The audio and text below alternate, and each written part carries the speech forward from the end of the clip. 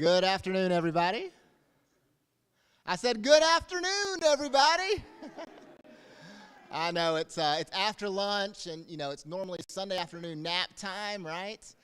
But I'm so grateful that you have joined us here at St. James as we celebrate and as we hear from the Reverend Dr. Lyn Pace and his new book, The Sacred Year. If you weren't here this morning, you missed it because he did a wonderful, wonderful job. You can go on Facebook and follow it up, but his sermon was very powerful and very meaningful, and so grateful to call Lyn a colleague and a friend. And many of you may or may not know that Lyn actually married my wife and I back in 2009, and so really excited to have him with us today, and so excited that y'all have shown up, and we're excited to hear about your book. So, Lyn, come on. Hey, thank you.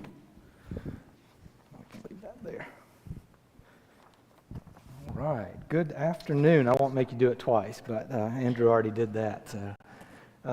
Yes, I am super glad to, I didn't say this morning, but to have Chocolate Mills, South Carolina. Anybody ever heard of that place? Well, it takes a minute, but it's closer than Union, so that's good.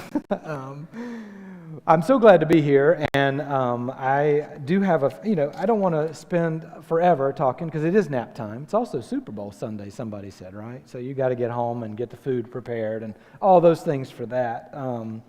But I did want to give you a little bit of insight about the book, and I know some of you have already bought a copy, and you can buy afterwards too if you haven't already, and I'm happy to sign for you. But just really grateful, let me just say to Andrew again for the invitation to be here, to be back at St. James, where you may not know this, some of you, that my clergy in the Methodist Church, we're not really members of a church, we're members of the conference, the South Carolina Conference. But we have, especially for those of us who aren't serving a church, we're in another setting like chaplaincy, we have a charge conference, and that charge conference is kind of like a membership. It's an attachment to a place, and because I've never moved my membership beyond South Carolina when I went to Georgia, and I never will, even if I stay there the rest of my career, I'll be a member of the South Carolina Conference, but my charge conference is at St. James, so it's mostly just paperwork. You sort of list that, and that's what it is. And then to me, it's much more than paperwork. It's a connection here that I appreciated when I was here in Spartanburg last 14 years ago. But I'm really grateful to Andrew. I'm grateful to Mary Lou and team. Mary Lou and I emailed a lot back and forth to get everything ready for this day, and so did Betty. So I'm really grateful to Betty. To Betty, I'm grateful for many things because we've known each other a long time, but especially for today. So, and thanks for taking time. So in that spirit of gratitude, I want to tell you a story. If you were here for church, you know I love stories. And I was taught at Emory. Emory, I think, has considered itself a school where they really love to train preachers to preach. Fred Craddock, I mentioned this morning, was there for a long time. Gail O'Day, Teresa Fry Brown's there now, and Tom Long was my preaching professor when I was at Candler. And Tom was a great lover of stories, and he tells a story better than anybody I know. So I love stories, and so in the spirit of gratitude and generosity, I tell you this story from back in May, so getting close to a year ago. It was a beautiful sort of occurrence that happened in the local Panera in Conyers, Georgia. Sam and I, my son, who's 10, was 9 at the time, we took off on a Saturday morning, the weekend after commencement. And any of you who've ever worked on a college campus or anything you know about college, the weekend after commencement is a wonderful weekend because the students are gone, the summer is ahead of you, there's not a care, you don't have to get anything done really just yet. So it's a wonderful, wonderful weekend. So we were feeling pretty good. And we took off in the car to Target, and Target is in Conyers, and it just so happens that Panera is on the way. And we were there to make a stop for some oatmeal and a shared chocolate chip bagel, two things for which I'm very grateful also. Well, we had ordered our bagel, and we were standing there waiting in the Panera for it to be sliced and then plated and handed back or off to us. I had finished filling my cup of coffee. The place was teeming with kids in soccer jerseys. This is May, right? And either they were getting ready to go to their game, or that was that wonderful feeling of having played your game that early Saturday morning and now you were at Panera getting your treats afterwards, right? One little girl came bounding up to the register with a large smile on her face, and she was holding two $5 bills, one in each hand, and she was running up with them in hand like this. I imagine she was probably 5 or 6. I looked over to a table full of adults who were watching her carefully. There were 2 older kids there too. They were watching her go from their table to the register. Clearly, she had been sent with this money as an experiment or an experience. You probably know this if you've raised kids yourself. They had given her this money and said to go get something at the register to try to figure out how to handle money, how to do this on your own, while you still have adults, right, within reach and you can see what's going on. Well, the cashier took one look at her big smile on her face, and they grew a smile on their face as well. "I'd like to have a cookie, please," she exclaimed. He asked her to come over to the case, pick out which cookie she wants. She got the one with all the M&Ms on it, the M&M cookie. Good choice. He bagged it, and then he came back to the register, which is where she was, waiting on him. She stuck out the 2 $5 bills. He smiled and handed her the cookie. "This one's on me," he said. Generosity, right? Very much akin to gratitude. She didn't quite know what to do. She had been sent on a mission. Remember, she looked at the 2 5s. She looked at the cookie. She tried to hand them back to him. He gently pushed the cookie and reminded her that this one is on me. She smiled and said thank you, and then she turned around and he went off to get our bagel. Meanwhile, in her bright orange soccer jersey, number 6 shrugged her shoulders as she looked at me and Sam. She looked over at the money again. She looked over at her family. They had stopped paying attention to all of this. And then she turned around and she dropped both $5 bills into the tip jar. Only Sam and I saw this. We were the only people in the whole place who saw it. And I think our jaw hit the floor when the money went in the tip jar. She turned around, looked at us again, shrugged her shoulders, and smiled that big smile. And then she bounded back to the table with her cookie. And I decided I would watch the story unfold with her family as she told them the whole experience. And then when she got to dropping the 2 5s in the tip jar, you could see their jaws drop to the floor. But what could they do at this point? You don't go back. It's just like you don't make change in the collection plate, right? It's just tacky. You don't go back and pull money out of the tip jar.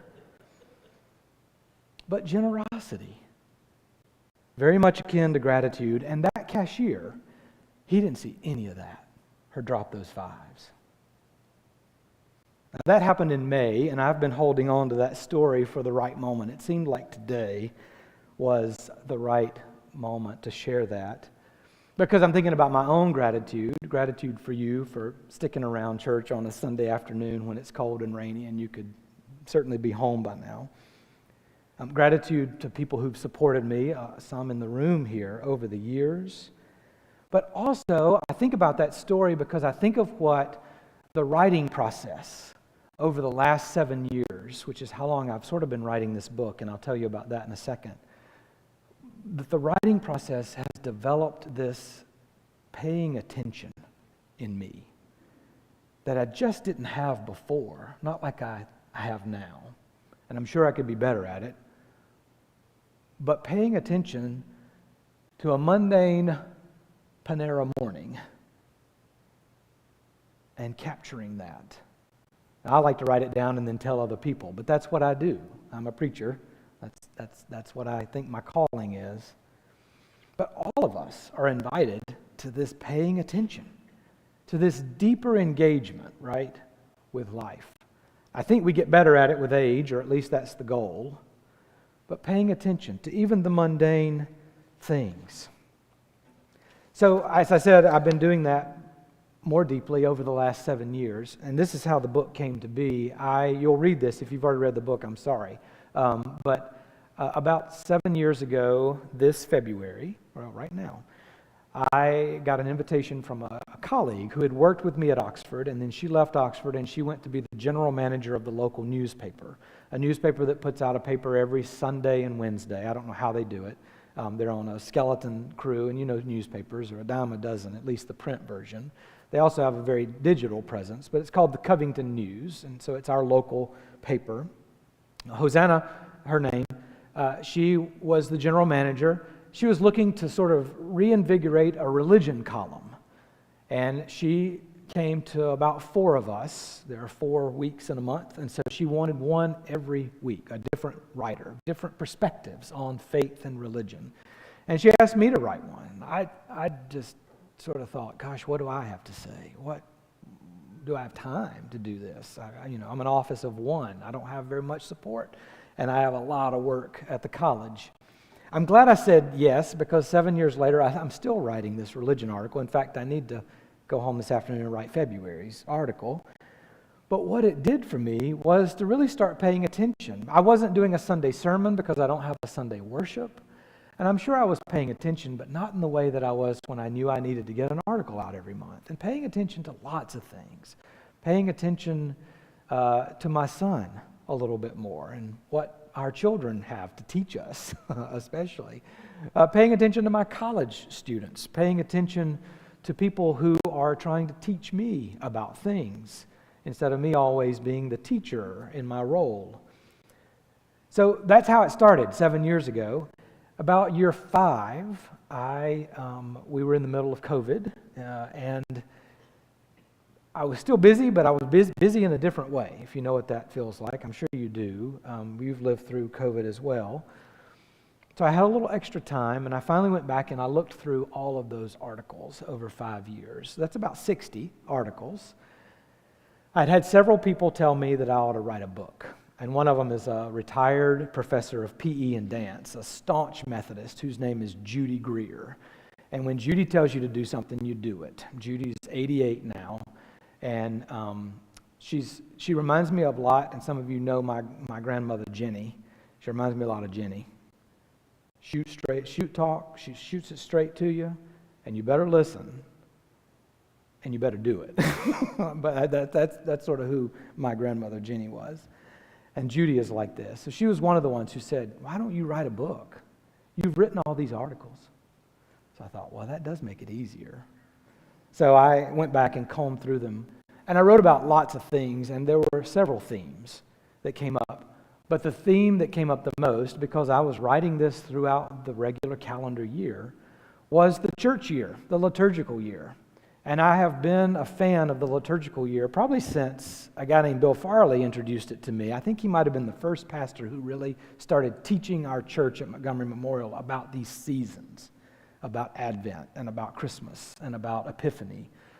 And then in seminary, it was Don Salyers, if you've ever heard that name. Don was a big theology and worship professor at Emory for a long time.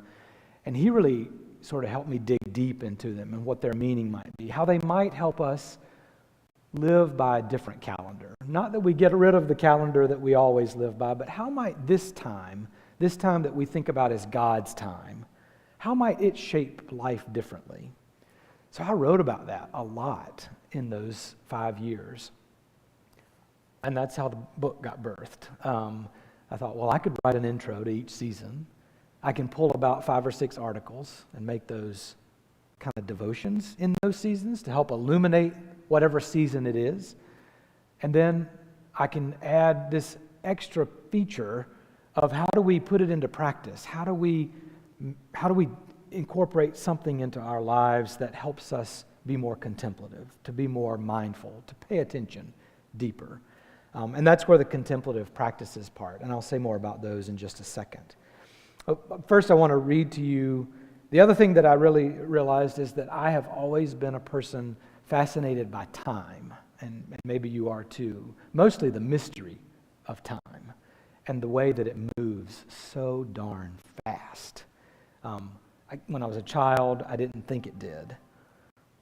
When I had a child, holy smokes, it's gone in a minute. The 10 years Sam's been around, that couldn't have been 10. You know this. All of you know this. Well, so time has always been something I've been fascinated with, and calendars are something that I love. I'm the one in the family who makes the Shutterfly family calendar every year, and I give it to my parents, I give it to my in-laws, I give it to my brother and sister-in-law. and then I make one for myself, and I put it in my office. And it has all the family pictures and all the things. I love calendars. But I wrote this in the introduction, and I'll probably get choked up because I talk about my two grandmothers who really schooled me on time in their own way. Time defines us. We see this in the way it shows up in our everyday language. I'm out of time. I hope I get there in or on time. We had the time of our lives. Time is money. Time is precious. How are you going to spend your time? I just don't have enough time. My two grandmothers schooled me on time as they reflected on how quickly it moves, especially as one gets older. Minnie Lou, my paternal grandmother, would look at me and sigh, "Lyn, time moves on." She didn't have to say much more than that. Combined with the sigh, I took her meaning to heart. Time will not wait for you, and one day you'll wake up and realize that you're almost out of it. Meanwhile, my maternal grandmother, Jenny, was fond of telling me, "Do what you can live with." That sounds like Jenny Holmes, doesn't it? Do what you can live with. She was a straight shooter, and this phrase always seemed to crop up when we were talking about making decisions about how I would spend my time. I heard in her simple phrase, listen well, choose wisely, and do what you can live with. There's only so much time. Well, that's a little piece of reflection from the introduction about my preoccupation with time, but also in how, when I'm talking about time, this is a book about time. It's about the liturgical year and the seasons. And again, how we might live a little differently according to God's time. This idea of kairos time and not just chronos, right? Chronos, chronological, meaning it's ordered, but kairos meaning this kingdom of God experience, this in God's time, like how we do this in a more contemplative way, how we pay attention in our time.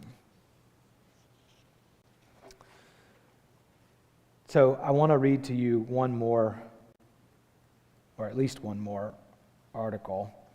Like I said, the book is made up of articles that I wrote, and I kept them as they were. So I didn't really edit them. I kept them as they were written at a particular point in time.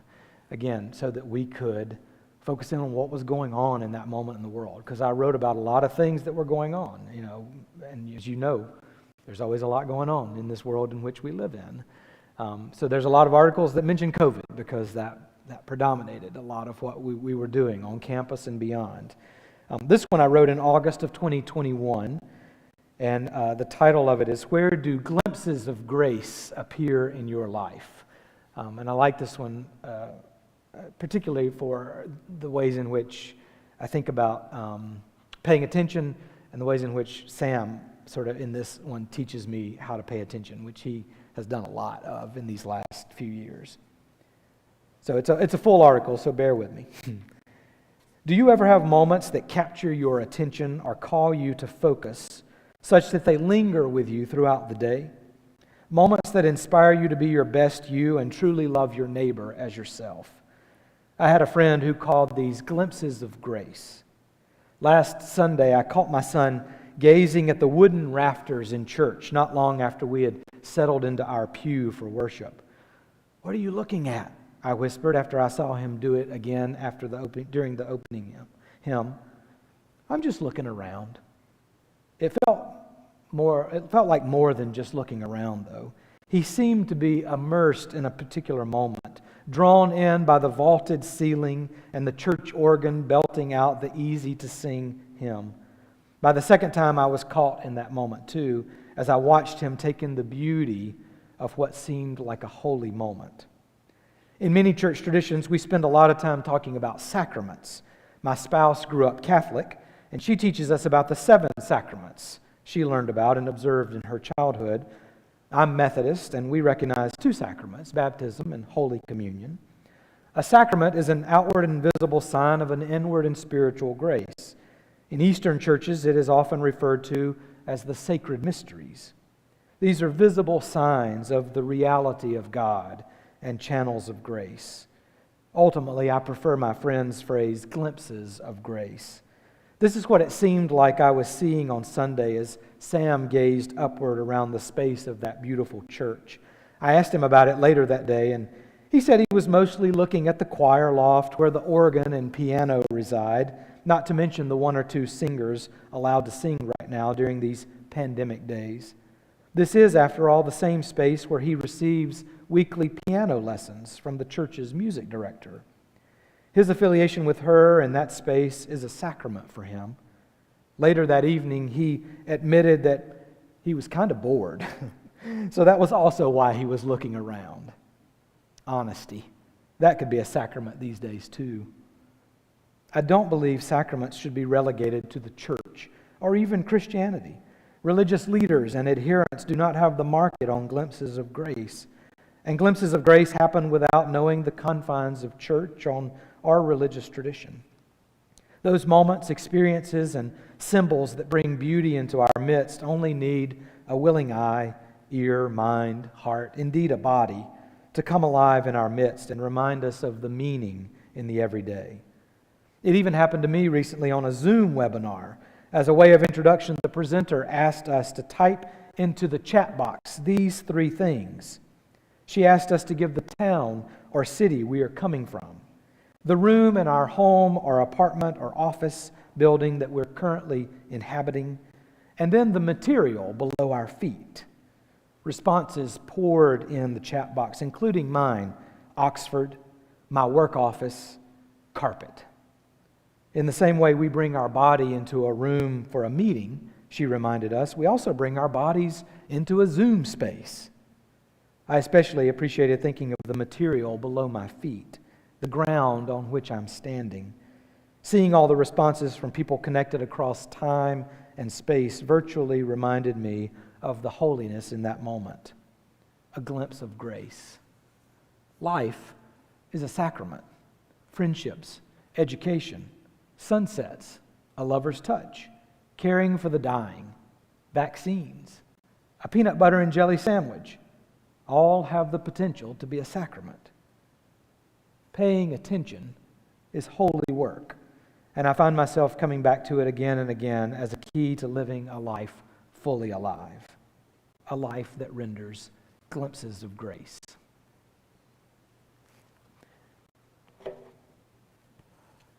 That's an example of what's in the book, so that you have a sense if you haven't already read some. And an example of this idea of paying attention, of trying to dig deeper into everything, into my kid, into life, all the things.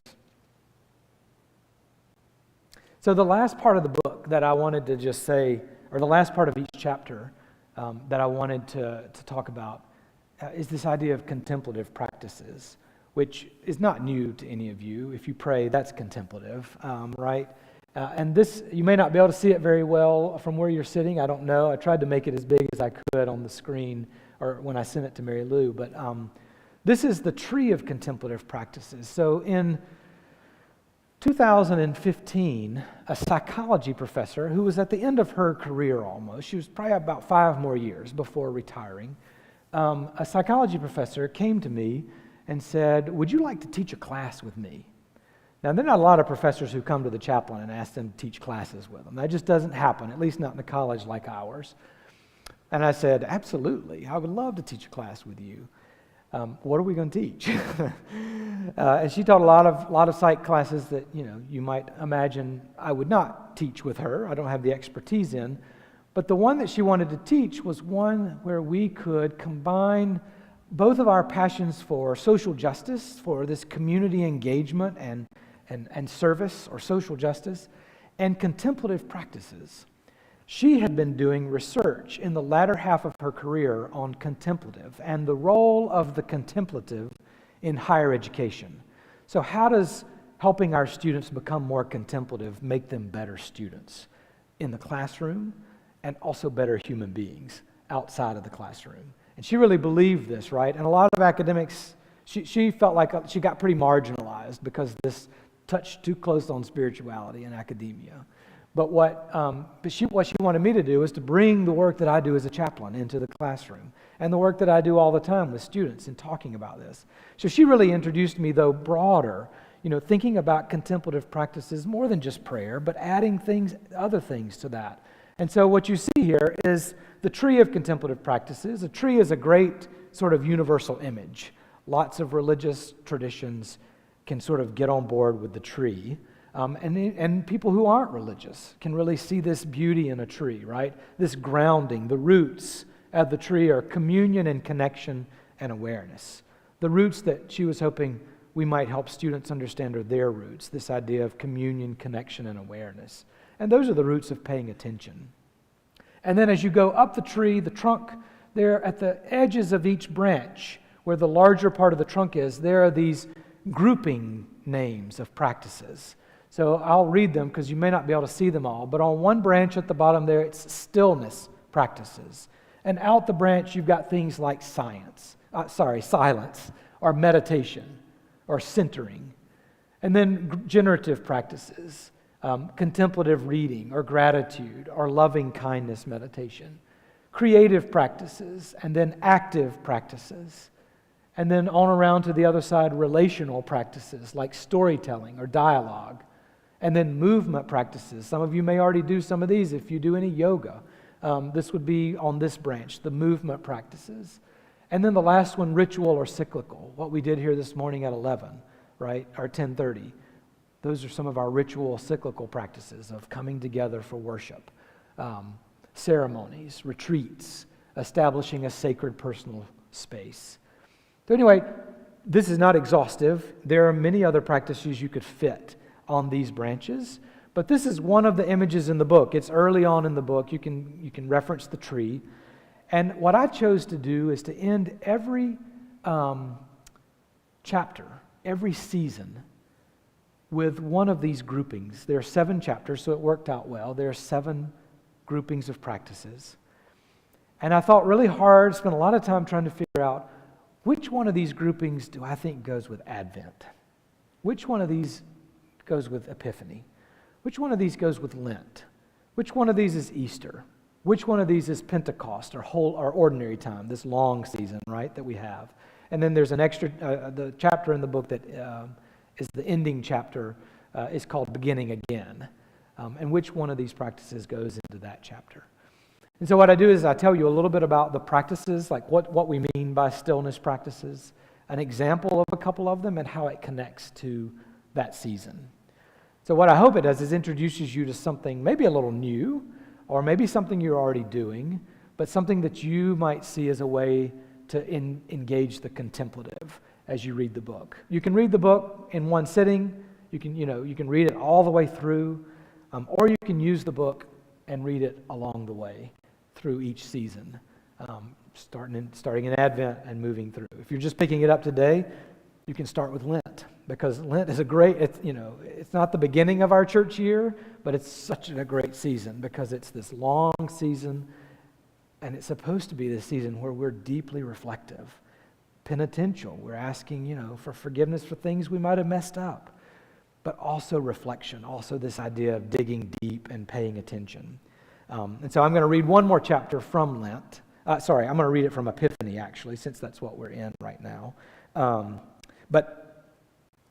But that's the idea of ending each chapter, right? It's like ending the chapter with some questions in a book that you've probably done this before, or ending each chapter with a prayer practice. That's what this is. It's the practice that hopefully you can implement and use as the practical. I'm going to read one more chapter and then I'll take some questions, and that's pretty much it. You didn't have to pay to get in, so I don't have to keep you that long or anything, right? So paid for the book.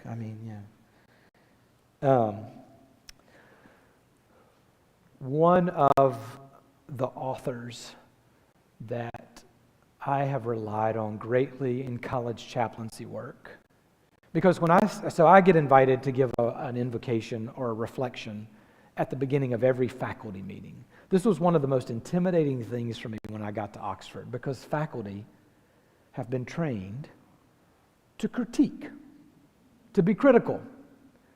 They've narrowed in on this one discipline, right? They're very smart. Jill knows this. She got that PhD. They've been very trained to critique. So I stood in front of these faculty when I went to Oxford 14 years ago. 14 years ago, I was 31. I knew everything, and I knew nothing. And I thought to myself, how do I say something to a room full of faculty, many of whom are not religious? Or if they are, I don't know what it is, and I certainly didn't know when I first got there. And that was okay. I mean, they were in their place, what they were doing. But my job was to bring who I am into the room. My job was to bring something centering. Faculty meetings can also get contentious, and people lose their minds. Faculty one-on-one, easy. When you put a room full of them in together, it's a lot of critique in one room. And so what do I say that brings this centering peace, this balance? And so I pulled from lots of tradition. I pulled from Christian tradition. I would pull some things from native spirituality, something that I thought would connect and be broad enough, but also have some depth to it. This all gets back to this article, I promise. The one author that I found really resonated with many faculty was the poet Mary Oliver. Anybody know that name? If you don't know Mary Oliver, I really recommend you pick up some of her poetry. You might be saying, poetry is just not my thing. Read her. She's fairly accessible. Lots of religious and Christian sort of undertones to her work that you, I think, might resonate with. But Mary Oliver's poetry just became the thing. And, it kind of is the joke now when I get up in front of the faculty. They're like, what you got for us today from Mary Oliver? And I'm like, well, I'm actually doing a lot of my own work now. I'm writing my own stuff. I've gotten to be a big boy, and I figured out how I can do that. But thank God for Mary Oliver. And this article is from February of 2019, and it's entitled, What Mary Oliver's Poetry Taught Me. On January 17th, I lost a dear friend. Mary Oliver wasn't someone I knew personally. I didn't even get the chance to hear her in person. But she has accompanied me in life on many personal and professional endeavors in the previous 2 decades. Her poetry has inspired and changed me, but it has also saved me, mostly from myself. On the day she died, I found myself raiding my bookshelves and reading much of her work after learning of her death from lymphoma at the age of 83.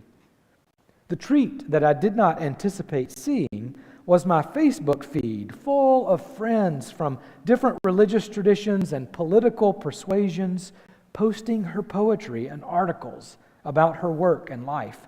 She transcended many of the differences that tend to divide us. She taught us what it means to slow down, pay attention to life, and love the world. In the final project of my doctoral work at Candler School of Theology at Emory University, I talked about how I see it as my job as a college chaplain to open greater possibility for students to understand that their work in life is not only to be engaged with the world, but in loving the world. My world revolves around those college students in many ways, and I feel the weight of the responsibility from my faith and as a human being to help them lift their heads, to slow down and pay attention, which will give them a greater chance at loving the world. In her poetry, Mary Oliver taught us that we do not have to be good or deprive ourselves or follow strict laws. We did not have to let the differences divide us or our commonalities melt us into the generic. Instead, she asked us to go outside and look around. In the first line of her poem, Messenger, she writes this, "My work is loving the world." This is the first of many poems in her 2006 book, Thirst, that were written and shared shortly after her beloved longtime partner, Molly Malone Cook, died. She grapples with grief, and she's vulnerable with herself and with us, the reader. Out of that, she invites us to let our work be about loving the world, which, as she writes, is mostly standing still and learning to be astonished. Not too long ago, I was with my 6-year-old at a Wofford College basketball game, my alma mater in South Carolina, Spartanburg, South Carolina. We had a good weekend, one of many to come, I hope. I felt like I'd been paying attention to him in a way that would even make Mary Oliver proud. After the game, we were back at the hotel room, way past his bedtime, when he said something to me that I often say to him. I had no doubt done something to provoke these words. He said, "Dad, you're a mess." It's a line that I've been saying to him since the beginning of his young life. I'm certain that someone used to say that to me when I was his age. I never meant anything disparaging by it. I often say it with a mix of humor and seriousness, and he's used to it by now, sort of as a term of endearment. I always follow it up with, "But you're my mess." It's true, though, isn't it? We're all a bit of a mess, and we all experience the messiness of life at some age and stage. Mary Oliver experienced messiness from early on in her life in the form of sexual abuse, and it shaped her life forever in both bad and good ways. According to her, it meant that she spent a lot of time outdoors, avoiding the inside of her home, which is how she fell in love with nature. It was how she first learned to pay attention to God's good creation surrounding her. And in her poetry, she beckons us to this same calling. She says that attention is the beginning of devotion. And then she asks us to use that as we strive to love the world and all of its messiness and goodness. After Sam told me that I was a mess in that Marriott hotel room a few weekends ago, with a twinkle in his own eye, he then looked at me directly and said, "But Dad, I love your mess." He doesn't even know who Mary Oliver is, and yet somehow I think he understands her. So that's the book. That's sort of how the book goes. An intro to the season, some articles to hopefully help illuminate the season that we're in currently, and then the practices that hopefully help us put this idea of paying attention into practice in our everyday lives. Questions? Anything that you want to ask or about what I said or the book or anything, the writing process, anything? I thank you for the time you were here and you took us to Walford to walk the labyrinth. Oh, yes. But I remember we set it up. I bought one when I got to Oxford pretty early on, a canvas labyrinth, and we set it up there with some regularity. Students love it. I had one student one time. They love it, and they're students. I had one student. You could get credit for it one time when we put it out. It was part of a Play Oxford thing, a PE credit, and you had to do so many things, and we had sculpted or put these things into their syllabus where they were intentional, right? They were a mixture of things to help them be balanced or hopefully or find balance. And the labyrinth was one of them. But, for this student, they were clearly there ticking off the box. I walked in and they were walking the labyrinth, holding their phone, reading their email, walking the circles. And then I saw another student who was going about 50 miles an hour through the labyrinth. And I saw him and I said, the point here is to slow down. The point here is to put your phone away, right? But yeah, the labyrinth is, but many students appreciate it. Once they get that, you tell them about it, and then they walk it, and they come off, and so many of them are like, I've never done anything like that. I've never done anything to slow down. Or I barely put my phone away, which I'm guilty of too. I'm not just blaming that on the students. Other comments or questions? Anything? You have to tell them what you said up there about the book when you got it. Oh, yes. About Sam? Yeah. So you will notice, as I did when I got it in the mail, that it's really thin. And I thought, wow, really? 7 years. 7 years. Doesn't even make a sound when it drops. It can't even do it as a book stop. I told my friends when I published it, Gordon, and I put in a text to them. I said, so I've written this book. Probably you'll want to buy it for your family. You probably won't want to read it. And it won't even make a good doorstop because it doesn't fit in the between. It's so thin. So I got this book, and I was thinking it would be thicker and all this stuff. And I only thought that to myself, though. And then I put it back down on the kitchen table. And a little while later, Sam was in the room. And this was just a couple months ago when the book finally came. And he looked at it and he pointed to it and he said, "Is that your book?" I was like, "Yeah." And he said, "God, it's really thin." "You a little twerp?" "Yeah, it is." I said that in my head. I'm sure none of you have ever called your children twerps or worse. And then he just sort of stood there for a minute and he said, "Well, I guess you got to start somewhere." Might have said something beyond twerp after that one. But, I was like, okay. Yeah. He teaches me a lot. And as Amy would say, the most important piece is he keeps me humble, because I'm an only child and sometimes I'm not humble. So, but thanks, yeah. Anything? Yeah.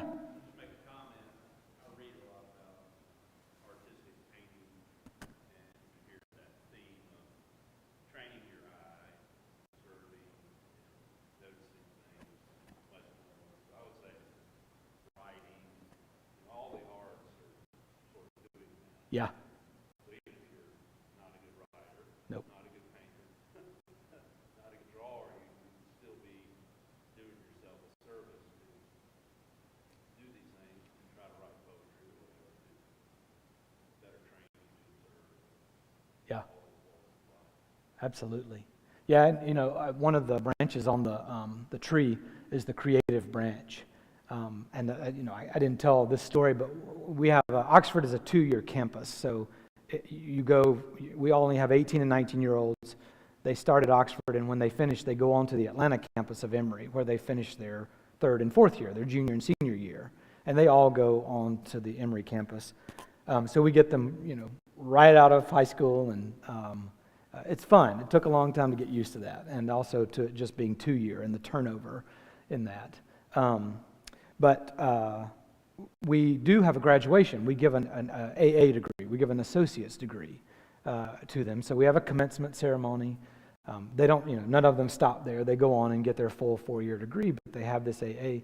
And I, thankfully, get to put together a baccalaureate service every year. So we do that the night before commencement. And one year at the baccalaureate service, I don't remember what I was talking about, but I'm always talking about at that one sort of meaning and purpose, and this idea that they are this great thing, that they're in the middle of their college experience. This is not their senior year talk from me. This is, you got 2 more years in this sort of safe-ish environment to fail and figure out all these things. And I always have a giveaway now. It's gotten a little out of hand. I don't know what I'm going to give them this year, but I give something that relates to my talk that they can take with them. Last year it was a fanny pack, and the fanny pack on top said, "What will you carry?" Because that was the theme of my sermon. Like, what will you carry from this place to the next? And so they had some things in it. But one year it was just these tiny tubs of Play-Doh. And everybody got one, and I talked about, and as I gave my sermon, I often will have Play-Doh when I give a talk, because it helps me feel less nervous.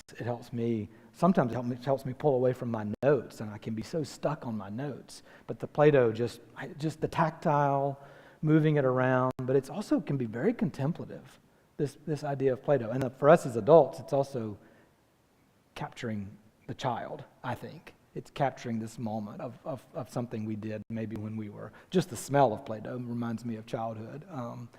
But this whole idea, so it could be painting, it could be writing, it could be getting the Play-Doh and using it, or some of the students made little characters while they were sitting there listening to my talk, so they actually made art while they were there. Others were just moving it around, so I appreciate, it's Ryan, right? Yeah, I appreciate that. Yeah, Mark? No, it's not, but the tower is. This is our iconic building on Oxford's campus. It's Seeney Hall, so it's kind of the main building. The best story about that, though, is how much rigmarole I had to go through to actually get permission to use that photo. It took forever for me to get permission. I had to email people on the Atlanta campus at Emory, went all the way up to the sort of office where you get that, and finally they were just like, "I think it's fine." And I was like, "I do too." So, Yeah, that's the Cini bell. Yeah, I write about in the opening chapter how this tower and bell rings out over our campus, and but that's it. It's still a working bell. That building was built in 1881, or it was finished in 1881. But it's the one that's the most iconic on. It's like Main Building at Wofford, right? It's that iconic building. Yeah, but no significance to the time. Lyn, is there a particular season that speaks to you, and what does it say? Great question. I should have known Brian would have that question. It's so hard. This is like asking me to pick my favorite Jimmy Buffett song. I'm a huge Buffett fan, so just FYI. My next book might be something about Buffett. Just that's a teaser of what might be coming next.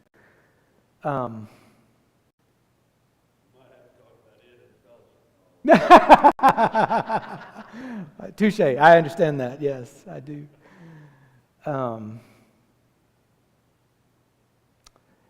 I say this in the book, and so I think it is true. In a surprising way, Lent. In a even more surprising way, Ash Wednesday. I guess as I'm getting older too, and finally, I think it took me turning 40 before I realized that I am also going to die one day. It was probably more like when Sam was born. That's really when I really realized it. But up until then, I was still a college student. I was still invincible. It's not going to happen to me. And I work with a lot of college students who, even though they've seen death and they've had loads of death, still themselves. This is out there. This is not, even though they've had peers. And so I think because I love talking about Ash Wednesday, and I get a crowd. Students show up. All the liturgical kids come. The Catholics come because it's not a holy day of obligation. And so the priest can't get out there, and he's like, you can go to the Protestant. Go get your ashes. And they come in droves. The Catholics and the Episcopalians and the Methodists. And now I'm getting kids who are just coming because they're just curious. Or they've seen the ashes. We have 2 services. We do one at noon and one at 5:30.